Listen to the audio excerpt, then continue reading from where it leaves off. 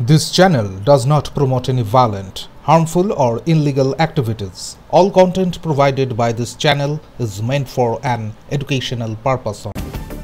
Red কালচারের বিরুদ্ধে প্রতিবাদ করায় দুর্গাপুর গভর্নমেন্ট কলেজের প্রিন্সিপাল দেবনাথ পালিতকে বদলি চক্রান্তের অভিযোগ উঠেছে।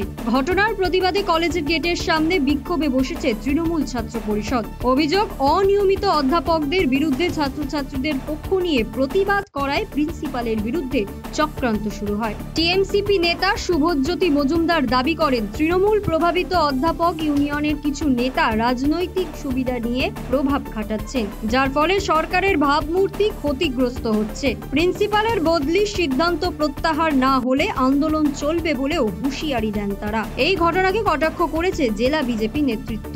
দীর্ঘ বহুদিন ধরে দুর্গাপুর গভর্নমেন্ট কলেজের কিছু সংখ্যক প্রফেসর আছে যারা দীর্ঘদিন ধরে ক্লাস নিচ্ছেন না, যারা দীর্ঘদিন ধরে অনিয়মিতভাবে আসছেন, তার এগেনস্টে কিন্তু এখানে ছাত্রছাত্রীরা বারবার প্রিন্সিপাল স্যারের কাছে অভিযোগ জানিয়েছিলেন। আমরাও সেই অভিযোগে ছিলাম।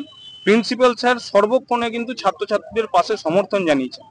এই পরিস্থিতি এমন জায়গায় গেছিল যে হায়ার এডুকেশন ডিপার্টমেন্ট থেকে টিমও এখানে এসেছিল এবং তারা ছাত্রছাত্রীদের সাথে কথা বলে সম্পূর্ণভাবে জানতে পেরেছিলেন যে হ্যাঁ, কথা বাস্তব যে কিছু সংখ্যক, সবাই নয়, কিছু সংখ্যক ডিপার্টমেন্টে কিন্তু এমন ঘটনা ঘটছে।